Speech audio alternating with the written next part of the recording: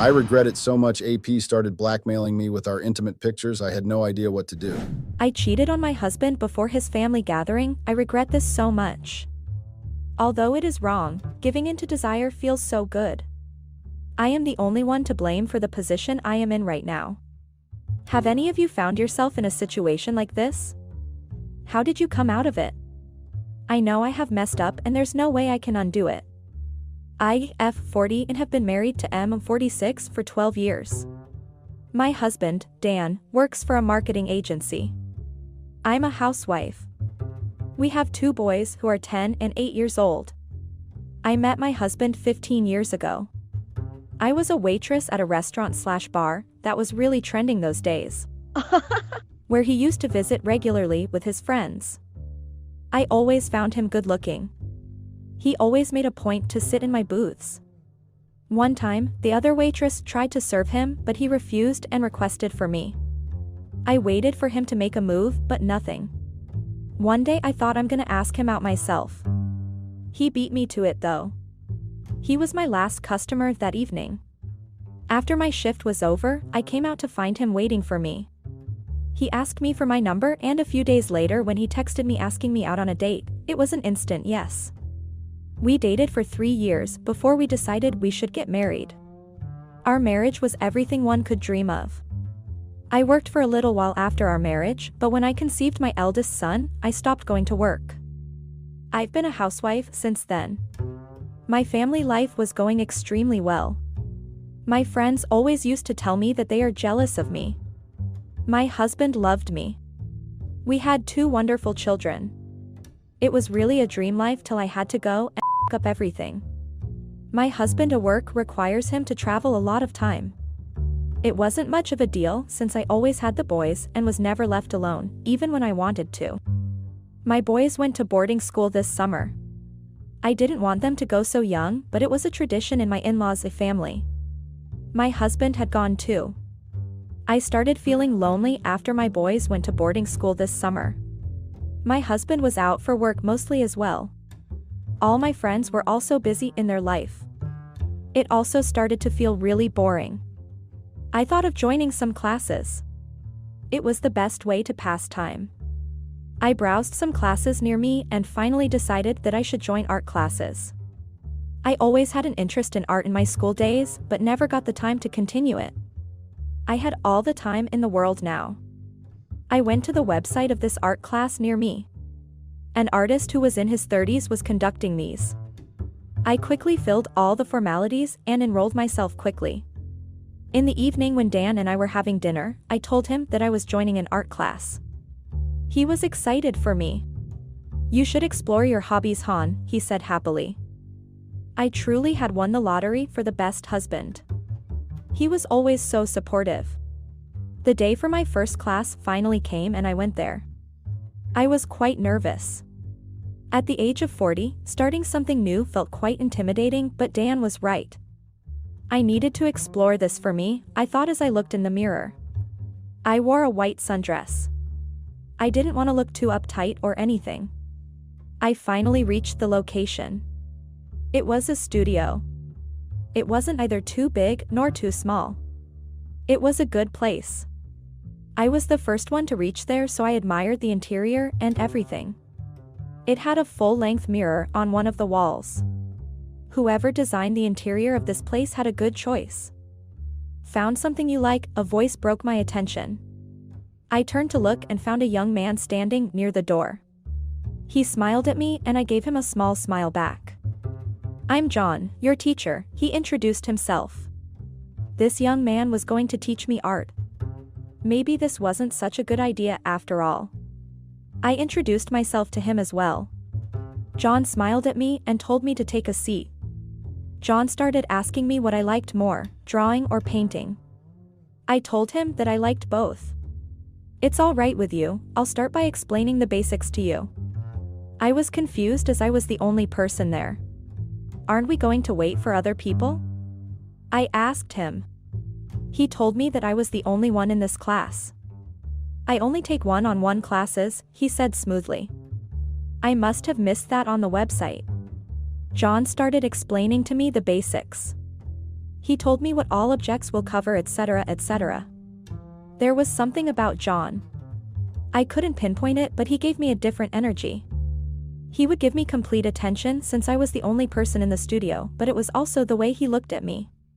Like I was special or something. It felt weird to get this type of attention from a stranger, but let's be honest here, I also enjoyed it a bit. Whenever I was drawing something or painting something, John would come and sit closer to me. He got really close to me a few times. He would hold my hands and show me where I was going wrong. It didn't feel like a normal teaching equation, but I couldn't tell him to maintain some distance. I didn't want to. I always looked forward to going to the studio. Even though I had scheduled classes twice a week, John had told me that I was always welcomed here to hang out or to draw something. Whenever I used to visit the studio, John would always treat me with such warmth and gentleness. It felt good. Even though, it also felt wrong to receive this type of attention from a stranger when I had a loving husband back home. Dan had gone out of station for a work-related thing. I thought that instead of being alone at home, I should head to the studio. I got ready, putting a bit extra than I would have normally put in. I picked a cute dress and also applied my favorite red lipstick. I told myself, I'm doing it for me, but a part of me knew that I was lying. I went to the studio and found John there. He was surprised to see me. I told him that I would like to draw something here if that's all right with him. He said it was perfectly fine and we both took our seats. I was engrossed in the piece I was working on that I didn't realize when John came and stood behind me. It was only when he placed his hands on my shoulders that I looked up at him. Beautiful, he said.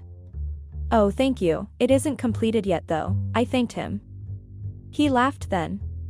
That piece is great, but I was talking about you. You look beautiful tonight, oh. I was stunned. Thank you, I guess, I told him quietly. I started feeling nervous suddenly. Even though I had a teeny tiny crush, as the kids today call it, it still felt inappropriate. John took my sketchbook from my hand and kept it on the side. He started massaging my shoulders. What are you doing? I whispered, my voice coming shaky. Just give you a massage, relax your shoulders for me. I didn't know if I was imagining it or his voice was more husky than normal. I told him it's not appropriate, but he wasn't letting it go. His hands went to my back. I haven't been intimate with Dan lately since he was always busy with his work, and I was always busy with the kids. We didn't spend time together like that anymore. So as John kept massaging me, I realized that I missed it, and now when I was getting it, I didn't want it to end. That night I made the biggest mistake of my life. I went to his home with him. My conscience knew that I was doing the wrong thing, but desire took over and conscience died. Don't get disgusted, but John gave me something I was missing. The way he touched me aroused the desire inside me. I slept with him. I came back home the next morning. I left John's house while he was sleeping. I couldn't look at anyone. I felt so horrible. John kept telling me how he couldn't get enough of me and wanted more time with me. But my guilt wouldn't let me spend more time with him. As I came to my home with memories of my family, the guilt increased tenfold. I'm a horrible woman, I told myself. I have a loving husband and a wonderful family. I shouldn't make such decisions. I did my household work and decided that I will never keep foot in that studio ever again. My thoughts got interrupted when I got a call from John. Why did you leave like that? He asked me. I told him that what happened between us can never happen again. He refused to let it go. He told me that if I didn't go back to his house, he would come to mine. John seemed the type of guy who would actually do it. I was sure he had my address from the information I put in the form when I joined his classes. I didn't want him to come to my home. I didn't want my neighbors to see him and ask questions. I didn't want to risk something like that, so I decided to go to his house and tell him face to face that whatever happened between us can never happen again. I reached John's house at 8 o'clock sharp. My resolution to tell him my decision dissolved when he opened the door and kissed me instantly. I wasn't used to this urgency and passion, and it felt so good. I feel awful for that. John treated me with such warmth, but at the same time he used to treat me with so much passion. I missed this passion with my husband. It was there in the beginning, but as responsibilities increased, it went away. You could have it now, John told me, and even though I knew the right thing was to leave his place, I couldn't. I stayed there. I thought of giving myself one more night and that would be it. The next morning, John woke up before me. I can't have you running away again, he told me when I asked how he's up early. He brought me coffee and put my hair behind my ears in a soft touch. I know you feel guilty because of this, but you don't have to, he told me. He explained to me how we all need something in our life to have some fun. It's not right, I told him. He kissed me and asked if it felt wrong to me. I couldn't say yes. Being with John felt right in some way. He gave me passion and urgency. Maybe he was right and I did need it. I was always the dutiful wife. The good mother. I could have this for me just for a little while, I thought stupidly. I told John that if we agreed to continue this, we have to be secretive about it. We came to a conclusion as to how we will meet on days when Dan will be out for work. Dan wouldn't even notice this, I thought in my head. I left John's house and came to my home. Dan was going to come home that night. I did some cleaning around the house and then prepared dinner for him. Dan came home around evening. While we were having dinner, he told me that his mother's birthday was coming up and they were having a party at their villa. My mother-in-law's birthday has always been a huge celebration. The whole family, they have a pretty big family, comes together and celebrates it. Everyone loves it because it's those few times when the entire family comes together. I told him that I was going to get her birthday gift soon. The day of the family gathering came. I hadn't met John for over a week by that time. I got a message from him in the morning telling me that he wants to meet me. I told him that I couldn't meet that day as I had to go for some family event. He kept insisting that I go to his house, even for a little while. He was so persistent that I gave in and told him I'll be there. I made some excuse to Dan that I forgot to pick the birthday gift. I made my way to John's house. As soon as I made my way inside his house, he started kissing me. I kissed him back and we went to his bed. After an hour later, I realized that I had to rush back home as I needed to go to my in-laws' house as well. I rushed to my house. Dan reached the house 10 minutes after me. We got ready and went to their place. Dan told me that I looked really beautiful and the guilt came back. I smiled at him but felt awful. The evening was amazing. All of my in-laws are really warm and kind to me. They have always been kind to me since the beginning of my relationship with John. My mother-in-law told me that she's happy to see Dan so happy with me. She has always been a mother figure to me. Her being happy for us made me feel so regretful for what I'm doing with her son. We came back from their house. The guilt I was feeling overwhelmed me. I didn't realize it when I started crying. Dan asked me what was wrong. I told him that I missed the boys. It felt weird lying to the man I have spent 15 years of my life with. The guilt consumed me and I decided that I was never seeing John again.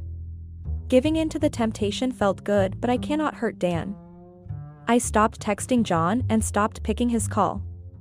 I thought everything was going to get better, but I couldn't have been more wrong. One day, when I opened my text messages, I saw intimate pictures of me and John. The pictures were taken from an angle where it was clear that it was me. John had sent me this. He asked me to pay $50,000 or he would send the pictures to my husband. Hell, that bastard trapped me. I was so livid. How could he do this? But the fault was mine. I trusted a complete stranger and looked where it got me. Karma was a bitch, I was sure of it now. I didn't have the money he was asking for. I also don't want those pictures to break my family. If anyone has any suggestions as to what I should do, please leave in the comments. I'm in desperate need of help. Update. It has been more than 6 months. John kept blackmailing me initially, like someone said in the comments. I told him that I wasn't scared of him and I would take him to the police if he continued to harass me. It didn't work because he knew he found my weakness. I couldn't give him that much money even if I wanted to because I didn't have it. If I asked Dan for such a big amount suddenly, he would have figured something was going on. I asked John to give me some time to figure something out, but that bastard didn't listen to me. He sent those pictures to my house to scare me. He must have thought that I would get scared and give him the money instantly, but instead of me, Dan found that envelope. He was home early from work while I was at the grocery store. I came home to find him sitting with the envelope in front of him. I didn't understand what was going on, but one look at his face and I knew that he knew. I didn't even need to see the envelope, but I did. There was no point in lying anymore, so I told Dan the complete truth. I told him how guilty I felt. I couldn't stop the tears coming to my face. I begged him for his forgiveness, but he showed no signs of any emotions. He left the house shortly after that. I stayed awake waiting for him, but he never came back home. I texted him as to where he is. He wasn't picking up my calls or answering my texts. I contacted his friends, but no one knew where he went. I just received a text from him the next morning to never contact him again. Just like that, my whole life crumpled in front of me. It hurt a lot knowing I had no one to blame for it except myself. 2 days later, I got divorce papers from our lawyers. Dan had requested for full custody of the boys. I called him up, grateful when he picked up. I begged him to not do this. I asked him to not take the kids away from me. I can't let them get raised by a woman I hate so much, he said without any emotion. In all these years, he had never spoken to me like this. I knew I had f***ed up everything and there was nothing I could do to salvage it now. I got a call from the lawyers telling me to leave the house by the next morning as it was legally Dan's property. John called me once again trying to scare me, but I told him that I had already lost everything and to f*** off. It felt slightly better. My sons refused to talk to me as well. Dan must have told them what had happened. No surprise that they hate me as well. I left the house in tears and have been living with my parents who also don't talk to me and have told me to find a place for myself as soon as possible. Anyone reading my story, I just want to tell you that even though giving in temptation feels so good, don't let your conscience die. I made that mistake and there isn't a moment in my life when I don't regret it. For 20 years, I was married to a devil and I didn't have any clue about it. A devil is even an angel where my stupid wife is. I honestly don't know where to start my story from. I'm currently in a state of a fiasco. I woke up one day and discovered the family I knew wasn't mine. The family I worked tirelessly for and even sacrificed everything for wasn't mine. Women are evil. In my next work, I would rather be an eunuch than get married. That's how bad my situation is. My name is Burke, not my real name though. For the sake of privacy, I will be using fake names. I'm 48 years old. The name of my wife is Katie and she is 45 years old. Katie and I have been married for 20 years now. I work offshore, so I'm rarely around. Katie, on the other hand, is a celebrity chef. Our marriage is blessed with 3 kids, 2 boys and a girl. I thought I had a beautiful family not until a few months ago when I realized everything was a facade.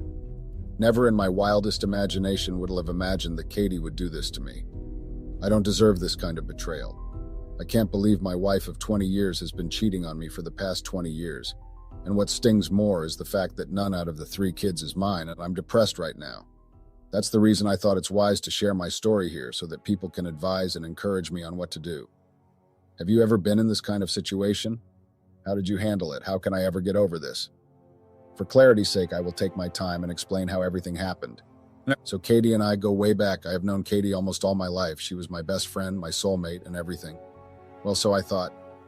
I always thought getting married to Katie was the best decision I have ever made, and honestly, I never thought a day would come when I would regret everything. I have never had any reason to suspect Katie because I thought we were on the same page, but 3 months ago something happened at work. I was falsely accused of stealing, which got me suspended from work indefinitely. Looking back now, I'm glad everything happened because the whole situation opened my eyes to a lot of things, and I got to discover a lot of hidden secrets too. Immediately, I lost my job. I came back home to my family so I could be at least comforted, but nothing prepared me for what was waiting for me. As soon as I got home and informed my dear wife what happened at my place of work, her countenance changed immediately. The only thing my stupid wife uttered from her mouth was, "So what are you going to do now?" I ignored her comment because I thought she was flabbergasted and shocked by the revelation, but as time went by, she proved otherwise.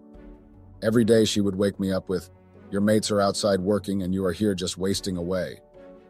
I was surprised by the sudden change of character because the Katie I knew was different from the one I met in my house when I got suspended from work. Note that I usually send 80% of my salary to Katie at the end of every month. I usually tell her to take some for housekeeping, some for the children's basic needs and school essentials. I always advise to save some of it for rainy days like this. But I got the biggest shock of my life when my foolish wife told me there was no savings. Believe me, my salary is not small. I usually work 3 weeks offshore and I always get just a week out. That's why I send almost all the money I toil day and night to my family because I don't want them to lack anything in my absence. I almost passed out when my stupid wife told me there were no savings. That's where I started suspecting her because no matter how I did the calculations, I still could not understand how she spent all the money and worst of all, even TL. But she couldn't account for how she spent the money. Another thing that intensified my suspicion was that my stupid wife wasn't always at home. She hides under the guise of being a chef and spends days outside claiming to be working. It's weird because for someone as big as she is who has a sous chef working under her, I couldn't understand why she was away 24/7. It was at this point that I started paying close attention to her movement and activities. I started by asking the kids if this is how their mom goes out every day, and I was shocked when they told me she was hardly at home just like me. In fact, they told me they know me better than their mom because I at least spend a week with them every month, but they can't say the same for their mom. Honestly, this revelation broke my spirit because while I was out there toiling to feed my kids and finding closure in the fact that my kids are at least with their mom and she is looking after them, my kids were, in fact, being trained and looked after by different nannies while their so-called mother is out there lavishing my money. The infuriating thing about this whole situation is nobody knows what Katie uses her money for because I take care of all the bills even though she works and earns well. On one fateful day, I got lucky and got access to Kelf. That fateful day, I drove back home with my hands shaking. I couldn't even concentrate on anything. I got back home and as usual, the kids ran out to welcome me. Seeing them welcoming me joyfully with a smile on their faces brought tears to my eyes because I couldn't bring myself to believe that kids aren't mine. How do I even break the news to them? Where should I start? I pretended like everything was fine, acted normal, and went inside as usual. Katie wasn't at home when I got back. I called her and asked her where she was, and she lied to me that she was at work, but deep down I knew she was lying. She arrived home 6 hours later at almost midnight, claiming work was hectic and that she was tired. I wanted to confront her and slam the DNA results on her face so badly, but I decided to keep my cool and wait for the perfect opportunity. While sleeping next to her, it occurred to me that I got home that day and I didn't know what to do or how to act. I didn't want to involve the children. How do I bring myself to tell them I wasn't their father? But luckily for me, they were still in school by the time I got back, so I quickly dashed into the room and packed everything that belonged to Katie out of my house. Just as I was doing that, the devil arrived. She asked me to stop so that she could explain. Initially, the fool wanted to lie about the whole situation, claiming that the guy I saw her with earlier was her younger cousin. It was at that point I knew I married Jezebel herself. With her crocodile tears, she called me insecure, and that I embarrassed her just because I saw her with her cousin. She told me her cousin wanted to buy a car, but since he was inexperienced, he begged her to assist him, and that's why she took him there, and not that she was the one buying the car for him. At that moment, I couldn't help it, so I gave her 3 dirty slaps on one cheek. It took everything in me to restrain myself from getting physical with her.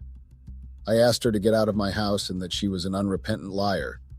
I told her everything I knew, about how I started suspecting her and even started monitoring her movement. I took the DNA result and slammed it to her. It was at that point that her face cleared. She started begging, claiming everything was her and just forget about everything for the sake of the kids, but I told them the kids ain't mine. They were shocked when I told them this. Apparently, Katie left out that part when she narrated everything to them. They asked me if it was all 3 of them, and I said yes. Katie's parents became so weak they couldn't even say anything. With their heads shamefully bowed down, they told me they would accept any decisions I wanted to take with their daughter, but I should please not send the kids away. They gave me an example that some people adopt kids and some even take care of children that are not theirs, but I told them all that is true, but not under this kind of circumstances. I made it clear to them that there's no way I would raise another man's kids while their fathers are out there. Then tomorrow, when I'm done taking care of them and paying their bills, they will look for their fathers and reunite with them. Or one stupid man might just up at my day someday asking for their child. At that moment, Katie's parents had to cut in. They asked me what I meant by different fathers, and I told them the kids had 3 different fathers. They stood up immediately, apologized to me, and left. They told Katie they didn't want to see her back at their house and that she was a big disgrace. While they were about to leave, my lawyer arrived just in time and gave Katie the divorce papers to sign. She refused to sign, but I threatened her I would leak the story to the press if she refused, and since she was a celebrity chef, that would be bad for business. With this, she quickly signed the papers. We'll be meeting in court to start the divorce proceedings soon. I need advice, guys. What should I do? Should I cut all communication with the kids, or I should still be in their lives? I'm in a state of a fiasco right now, and sincerely, I don't know what to do. Update. Hey Reddit, I'm back to update you guys. The divorce has finally been finalized. Katie got full custody of the kids. The judge asked why I didn't want to have joint custody of the kids and if I was trying to avoid responsibility, but I told her the kids ain't mine. That's how Katie got full custody of the kids. After the divorce, I wasn't still satisfied. I wanted to make Katie pay for everything she had done to me. The pain was still fresh in my heart. Even divorcing her couldn't give me the closure I needed. I wanted her to suffer so badly, so I came up with a plan. Remember I told you guys that I cloned her phone when I started suspecting her? Well, through the help of an IT friend, I was able to hack her bank account, and that's how I swept up all the money from there. My friend did a good job. There's no way the money can be traced back to me. My friend is that good. Technically, I got my money. All the money I've been sending her to save. Not everything, though, but I'm glad I swept up her account. This will make her suffer. Good luck to her trying to raise 3 kids with an empty bank account. Even with all these, I wasn't still satisfied. I know a lot of people might think I'm evil, but only I know the pains I went through when I discovered my 3 kids weren't mine, and that my wife had been cheating on me for the past 20 years. At this point, I still wanted Katie to suffer for ruining my life, so I came up with another plan to make her pay. Since her phone was still cloned on my phone, I got her sex videos, lots of them, and posted them on all her social media accounts. Remember I told you guys she was a celebrity chef? This ruined her entire career. She called me crying one day and asked me why I had dedicated my time to ruining her life. She told me she knew I was the one who hacked her bank account and took all her money, and that she also knew I was the one who used her social media to post her naked videos online. She begged me to please forgive and that she was sorry for everything. She told me no excuse could justify what she had done to me. Unfortunately for her, I didn't buy any of the things she was saying because I knew she was only crying and begging because the heat was getting to her and not because she was sorry. At that moment, I felt relieved knowing the person who ruined my life was also suffering. I decided to go for therapy because the whole thing affected me in a bad way. I started drinking and eating unhealthy food. I added rapid weight, and that was how I became overweight. I was living recklessly because it suddenly occurred to me that I didn't have any reason to live anymore, no kids, no job, and no wife. But I decided to go for therapy because I realized a dead man tells no tales. And once there's life, there's hope. I'm glad I sought help because I'm finally coming back to who I used to be. I also registered at a gym and started working out, also started eating healthy. I have dedicated my time to work on myself. It's going to be a long journey, but I'm taking one step at a time. I also got news that changed everything for me. Remember I told you guys I got suspended from work because I was falsely accused of something I knew nothing about? Well, the mess was sorted and I was called back to work with a double promotion and my arrears were paid in full. I was happy when I got the email from my employees apologizing for the mix-up. I'm glad I'm back to work healthy because that would take my mind off everything. As for my stupid wife, she is back at her parents' house with the kids because she lost everything. The video I posted ended her career, so everything went down the drain. I don't have any regrets about what I did, and if given the same opportunity, I would do it all over again. And with no job and no money, Katie went back to her parents' house with the kids. Apparently all the kids' fathers are just jobless fools, and it happened she was the one bankrolling them with my money all these years. In the end, I'm glad everything happened because it opened my eyes and I got to discover a lot of hidden secrets. Imagine finding out at 60 years old that all my kids ain't mine. I don't think I would have suffered the shock.